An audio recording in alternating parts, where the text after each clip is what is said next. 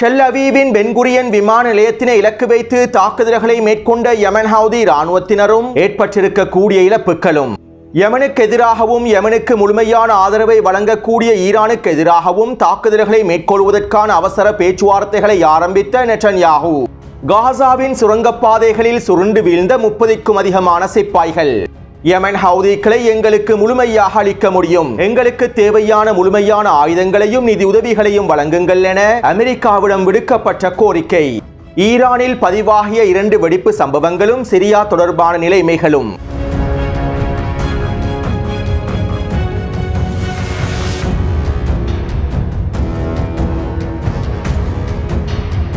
பாகிஸ்தானை தாக்குவதற்கு பயப்படும் இந்தியாவினுடைய நிலைமை தொடர்பாகவும், POK பிரதேசத்தினை கைப்பற்றுவது தொடர்பாகவும் சில முக்கியமான தகவல்களை உள்ளடக்கிய காணொலி ஒன்றினை இன்சைட் உலகம் சேனலில் பதிவிட்டுள்ளேன். மேலும் குறித்த காணொலியினுடைய லிங்கினை கீழே கமெண்ட்ஸில் பதிவிட்டுள்ளேன். நாளைய தினம் அமெரிக்க பிரதிநிதிகள் HR 867 என்கின்ற புதிய முன்மொழிவுக்கான வாக்கெடுப்புகளை நிகழ்த்தப் போகின்றார்கள். இஸ்ரேலுக்கு எதிராக ஆர்ப்பாட்டங்களை மேற்கொள்ளக்கூடிய அமெரிக்கர்களுக்கு எதிராகவும், அமெரிக்க மண்ணிலே இஸ்ரேலை புறக்கணிக்கக்கூடியவர்களுக்கு எதிராகவும், நிறுவனங்களுக்கு எதிராகவுமே இந்த புதிய முன்மொழிவானது முன்வைக்கப்பட்டிருப்பதாகவும் தெரிவிக்கப்படுகின்றது. மேலும் இந்த முன்மொழிவு நிறைவேற்றப்பட்டதற்கு பிறகு இஸ்ரேலை புறக்கணிக்கக்கூடியவர்களுக்கும், இஸ்ரேலுக்கு எதிரான ஆர்ப்பாட்டங்களை மேற்கொள்ளக்கூடியவர்களுக்கும் $1 மில்லியன் அபராதம் விதிக்கப்படும் என்றும், அல்லது 20 வருட சிறை தண்டனை வழங்கப்படும் என்றும் தெரிவிக்கப்பட்டுள்ளன. அதாவது அமெரிக்காவிற்குள்ளே இஸ்ரேலை புறக்கணிக்கக்கூடிய அனைத்து விடயங்களையும், இஸ்ரேலுக்கு எதிரான அனைத்து ஆர்ப்பாட்டங்களையும், வேலை திட்டங்களையும் முடக்கும் நோக்கத்தோடு இந்த முன்மொழிவுகள் முன்வைக்கப்பட்டு நிறைவேற்றப்பட போவதாகவும் ஆய்வாளர்கள் கருத்துக்களை வெளியிட்டுள்ளார்கள்.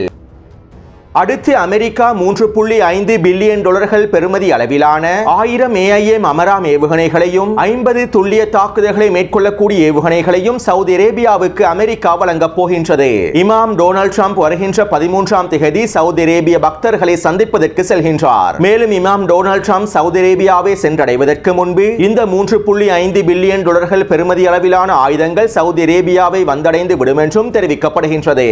அத்தோடு இமாம் டொனால்ட் ட்ரம்ப் $100 பில்லியன் பெறுமதி அளவிலான ஆயுதங்களை சவுதி அரேபியாவுக்கு வழங்கப் போகின்றார். இந்த ஆயுத ஒப்பந்தத்தையும் சவுதி அரேபிய பக்தர்களுடைய சந்திப்பின் போது டொனால்ட் ட்ரம்ப் முடிவு செய்வார் என்றும் தெரிவிக்கப்படுகின்றது. இவை தொடர்பாக நான் முன்னைய காணொளிகளிலும் தெளிவாக குறிப்பிட்டிருந்தேன். அதே நேரம் டொனால்ட் ட்ரம்பினுடைய இந்த விஜயத்திற்கு பிறகு சவுதி அரேபிய பக்தர்கள் மேலதிக ஆயுதங்களை பெற்றுக் கொள்வதற்கான கோரிக்கைகளை முன்வைப்பார்களாக இருந்தால் அவற்றையும் முழுமையாக வழங்குவதற்கு தயாராக இருப்பதாகவும் டொனால்ட் ட்ரம்பினுடைய நிர்வாகம் தெரிவித்துள்ளது. ஜோ பைடனுக்கும் சவுதி அரேபியாவுக்கும் இடையிலான பாதுகாப்பு ஒப்பந்தத்தை விட இமாம் டொனால்ட் ட்ரம்ப் சவுதி அரேபிய பக்தர்களோடு ஒரு சிறந்த பாதுகாப்பு ஒப்பந்தத்தை மேற்கொள்வதற்கு தயாராக இருப்பதாகவும் சில தகவல்கள் வெளியாகியுள்ளன.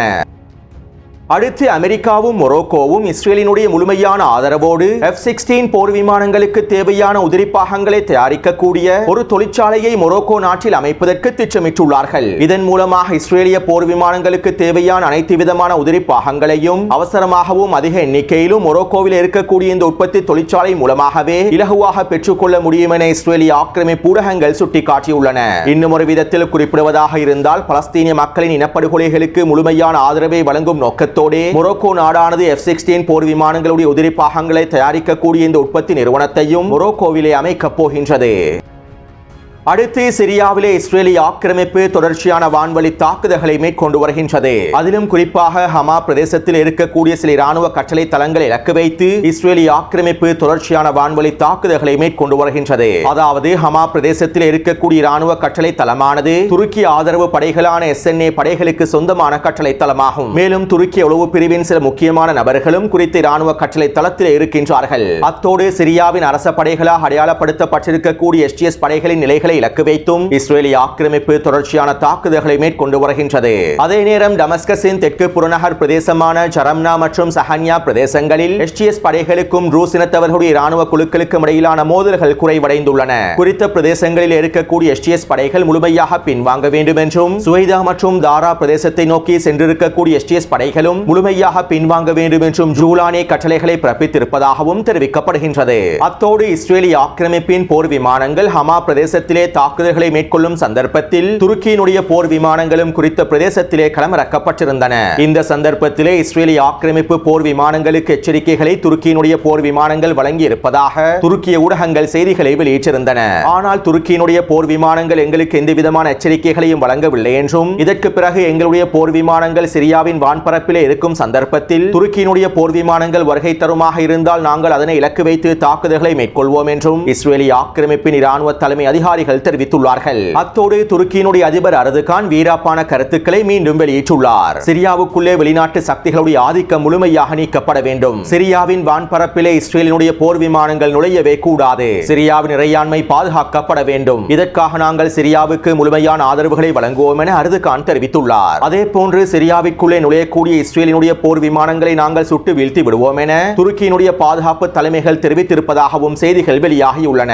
இஸ்ரேலிய ஆக்கிரமிப்பு போர் விமானங்களுக்கு தேவையான அனைத்து விதமான எரிபொருட்களும் துருக்கியின் மூலமாகவே இஸ்ரேலிய ஆக்கிரமிப்புக்கு வழங்கப்படுகின்றது. எனவே அர்துகான் வெறும் வாயால் மாத்திரம் இஸ்ரேலிய ஆக்கிரமிப்பின் போர் விமானங்களை சுட்டு வீழ்த்தாமல் இஸ்ரேலிய ஆக்கிரமிப்பு போர் விமானங்களுக்கு கொண்டு செல்லக்கூடிய எரிபொருள் பாதையை முழுமையாக தடுத்து நிறுத்த வேண்டும். இஸ்ரேலிய ஆக்கிரமிப்புக்கு வழங்கக்கூடிய அனைத்து எரிபொருள் ஏற்றுமதிகளையும் முழுமையாக நிறுத்த வேண்டும். இஸ்ரேலிய ஆக்கிரமிப்புடனான முழுமையான பொருளாதார உறவுகளையும் முறித்துக் கொள்ள வேண்டும். இவ்வாறு செய்தால் ஒருவேளை சர்வதேச முஸ்லிம் சமூகம் கொஞ்சமாவது நம்பும். இவ்வாறு இஸ்ரேலிய ஆக்கிரமிப்பின் போர் விமானங்களுக்கும் இஸ்ரேலிய ஆக்கிரமிப்பு ராணுவத்திற்கும் இஸ்ரேலிய ஆக்கிரமிப்பின் பொருளாதாரத்திற்கும் எல்லா விதமான உதவிகளையும் வழங்கிவிட்டு அர்துகான் வெறும் வாய் வார்த்தைகள் மூலமாக இஸ்ரேலிய ஆக்கிரமிப்பின் போர் விமானங்களை சுட்டு வீழ்த்துவதில் எந்த விதமான பயனும் இல்லை என்பதனையும் நாங்கள் தெளிவாக புரிந்து கொள்ள வேண்டும். அடுத்து இஸ்ரேலிய ஆக்கிரமிப்பு ராணுவம் தெற்கு சிரியாவின் குனித்ரா பிரதேசத்திலே வைத்தியசாலை ஒன்றினை அமைப்பதற்கும் தயாராகி வருகின்றது. ட்ரூஸ் இனத்தவர்களின் சிப்பாய்களுக்கு ஏற்படக்கூடிய படுகாயங்களை சரி செய்வதற்காகவும் அவர்களுக்கு முழுமையான சிகிச்சைகளை வழங்குவதற்காகவுமே இஸ்ரேலிய ஆக்கிரமிப்பு குனித்ரா பிரதேசத்தில் இந்த வைத்தியசாலையை அமைக்கப் போவதாக தெரிவிக்கப்படுகின்றது. அத்தோடு சிரியா மீதான இஸ்ரேலிய ஆக்கிரமிப்பின் தாக்குதல்கள் தொடர்பாக ஹிஸ்புல்லா ராணுவத்தின் ஊடக பிரிவினர் அறிக்கை ஒன்றினை வெளியிட்டுள்ளார்கள். தங்களுடைய விரிவாக்க நிகழ்ச்சி வேலை திட்டங்களை மேம்படுத்துவதற்காகவே இஸ்ரேலிய ஆக்கிரமிப்பு சிரியா தாக்குதல்களை மேற்கொள்கின்றது. இந்த தாக்குதல்கள் சிரியா, லெபனான் மற்றும் காசாவினுடைய பரந்த பிரச்சனைகளினுடைய ஒரு பகுதியாகும். சிரியாவை பிரித்து முரண்பாட்டை அதிகரித்து திட்டமிட்டு விரிவாக்கத்தினை மேற்கொள்வதற்காகவே இஸ்ரேலிய ஆக்கிரமிப்பு இந்த தாக்குதல்களை மேற்கொண்டு வருகின்றது என்றும் குறித்த ஊடக அறிக்கையிலே தெரிவித்துள்ளார்கள். அடுத்து நேற்றிரவு ஈரானின் கராச்சி பிரதேசத்தில் இருக்கக்கூடிய மின்சார உற்பத்தி நிலையத்திற்கு அருகாமையில் உள்ள கடதாசி தொழிற்சாலை ஒன்றில் தீப்பரவல் ஏற்பட்டுள்ளது.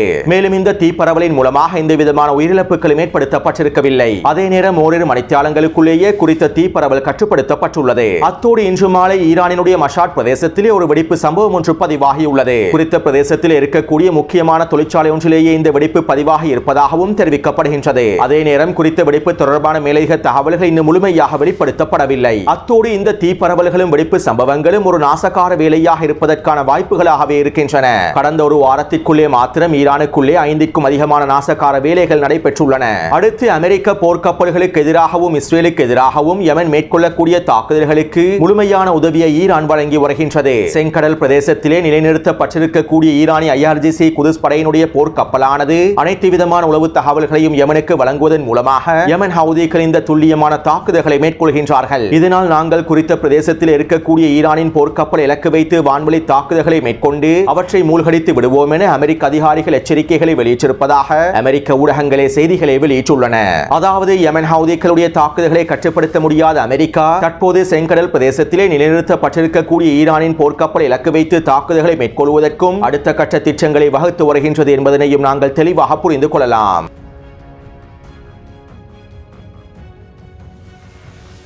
யமனினுடைய தெற்கு பிரதேசமான ஏடன் பிரதேசத்திலே ஒரு இடைநிலை அரசாங்கம் ஒன்று காணப்படுகின்றது.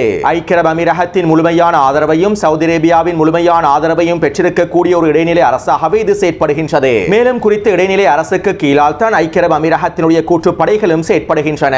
இப்படியான நிலைமையில் நேற்றைய தினம் இந்த இடைநிலை அரசாங்கத்தினுடைய பிரதமர் தன்னுடைய பதவியினை ராஜினாமா செய்துள்ளார். இதைத் தொடர்ந்து குறித்த இடைநிலை அரசாங்கத்தினுடைய அதிகாரி ஒருவரும் ஐக்கிய அரபு அமீரகத்தினுடைய கூற்றுப்படைகளின் தளபதி ஒருவரும் அமெரிக்காவுக்கு விஜயம் செய்து அமெரிக்க அரசாங்கம் அரசாங்கத்திடம் கோரிக்கைகளை முன்வைத்துள்ளார்கள். மேலும் அமெரிக்க அரசாங்கத்திடம் முன்வைத்திருக்கக்கூடிய கோரிக்கைகள் தொடர்பாக PBS ஊடகத்திடமும் இவ்வாறு தெரிவித்துள்ளார்கள். யமன் ஹவுதிகளை பற்றி எங்களுக்கு நன்றாகவே தெரியும். அவர்களை எந்த இடத்தில் தாக்க வேண்டும், எவ்வாறு அழிக்க வேண்டும் என்பது பற்றி எங்களுக்கு நன்றாகவே தெரியும். அமெரிக்கா யமன் ஹவுதிகளுக்கு எதிராக வான்வழி தாக்குதல்களை மாத்திரம் மேற்கொள்வதனால் எதனையும் அடைந்து கொள்ளவே முடியாது. யமன் ஹவுதிகளுக்கு எதிராக தரைவழி தாக்குதல்களை ஆரம்பிக்காமல் அமெரிக்காவினால் எந்த விதமான வெற்றி இலக்குகளையும் அடைந்து கொள்ளவே முடியாது.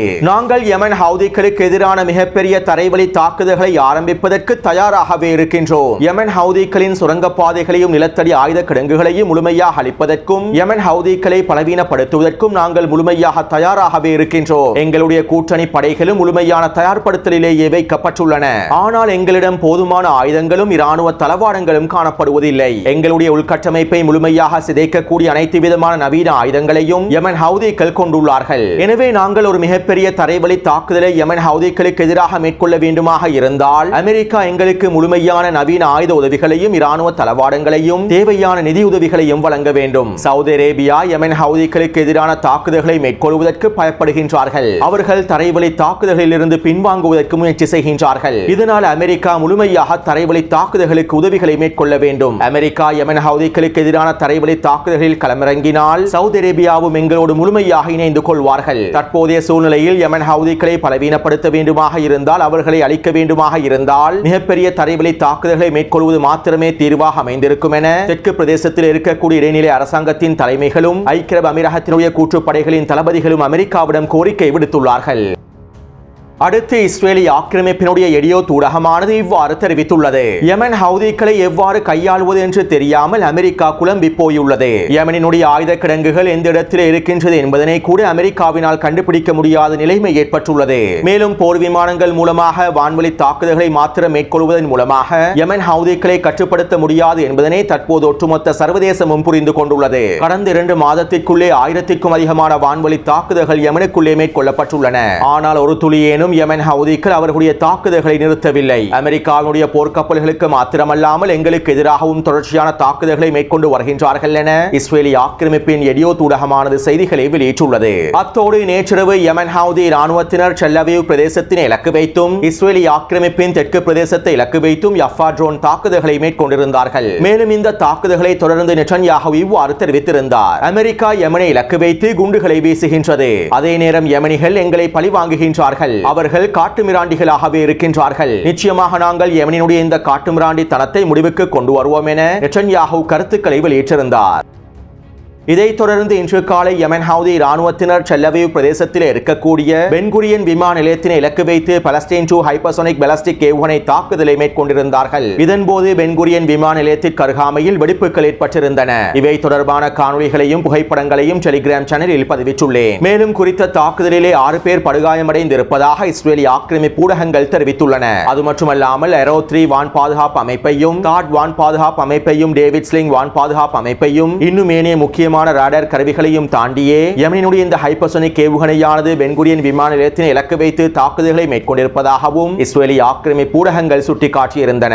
அத்தோடு யமன் ஹவுதிகளின் இந்த தாக்குதல்களை தொடர்ந்து பல நாடுகள் இஸ்ரேலுக்கான விமான போக்குவரத்துகளை முழுமையாக நிறுத்தியுள்ளன. அடுத்து யமன் ஹவுதி ராணுவத்தினுடைய இந்த தாக்குதல்களை தொடர்ந்து நெட்டன்யாஹு அதிரடியாக அவசரமாக போர் அமைச்சரவை கூட்டத்தினை ஆரம்பித்தார். அமெரிக்காவினுடைய தாக்குதல்களினால் யமன் ஹவுதிகளை கட்டுப்படுத்த முடியவில்லை. இதனால் நாங்கள் யமன் ஹவுதிகளுக்கு எதிரான தாக்குதல்களை மேற்கொள்ள வேண்டும் என வலதுசாரி அமைச்சர்களும் கருத்துக்களை வெளியிட்டிருந்தார்கள். அதே போன்று இஸ்ரேலி ஆக்கிரமிப்பின் பாதுகாப்பு அமைச்சர் இவ்வாறு தெரிவித்திருந்தார். எங்களுடைய விமான நிலையத்தினை இலக்கு வைத்து தாக்குதல்களை மேற்கொண்டிருக்கக்கூடிய யமன் ஹவுதிகளுக்கு எதிராக நாங்கள் 10 மடங்கு வீரியமான தாக்குதல்களை மேற்கொள்வோம் என இஸ்ரேலி ஆக்கிரமிப்பின் பாதுகாப்பு அமைச்சர் எச்சரிக்கைகளை வெளியிட்டிருந்தார். அத்தோடு யமன் ஹவுதிகளை மாத்திரமல்லாமல் யமன் ஹவுதிகளுக்கு முழுமையான ஆதரவை வழங்கக்கூடிய ஈரானையும் நாங்கள் தாக்க வேண்டும். இந்த சந்தர்ப்பத்தினை சரியாக பயன்படுத்தி யமன் ஹவுதிகளுக்கு ஆதரவை வழங்கக்கூடிய ஈரானிய தளங்களை நாங்கள் முழுமையாக தரைமட்டமாக்க வேண்டும் என இஸ்ரேலி ஆக்கிரமிப்பின் பாராளுமன்ற உறுப்பினரும் எதிர்க்கட்சியினுடைய ஆதரவாளராகவும் இருக்கக்கூடிய பென்னி கான்ஸ் தெரிவித்துள்ளார்.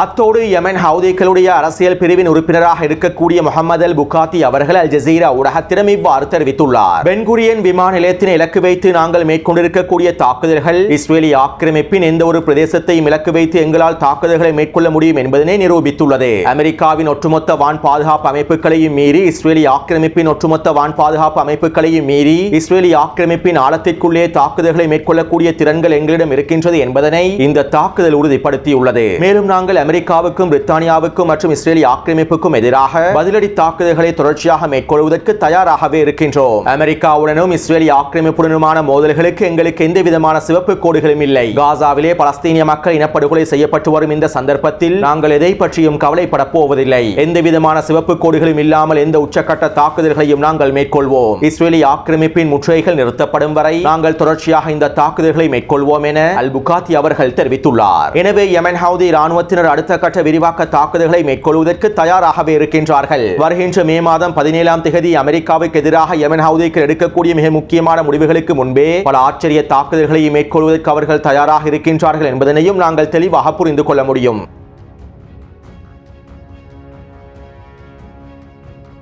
காசாவிலே அடுத்த கட்ட விரிவாக்க தாக்குதல்களை ஆரம்பிப்பதற்காக அனைத்து ரிசர்வ் சிப்பாய்களும் தயாராக இருக்குமாறு இஸ்ரேலிய ஆக்கிரமிப்பினுடைய இராணுவ தலைமை அதிகாரி தெரிவித்துள்ளார். கிட்டத்தட்ட 60,000க்கும் அதிகமான ரிசர்வ் சிப்பாய்கள் காசாவில் களமிறக்குவதற்கு தயார் நிலையில் இருக்க வேண்டும் என இஸ்ரேலிய ஆக்கிரமிப்பு ராணுவம் தெரிவித்திருப்பதாகவும் இஸ்ரேலிய ஊடகங்கள் சுட்டிக்காட்டியுள்ளன. அதே நேரம் இவர்களிலே அதிகளவான ரிசர்வ் சிப்பாய்கள் காசாவின் யுத்த களத்திற்கு திரும்ப முடியாது என்றும் நாங்கள் ஒரு பொழுது மீண்டும் யுத்த களத்திற்கு திரும்ப போவதில்லை என்றும் தங்களுடைய எதிர்ப்புகளை வெளிப்படுத்தி வருவதாகவும் இஸ்ரேலிய ஆக்கிரமிப்பு ஊடகங்கள் சுட்டிக்காட்டியுள்ளன.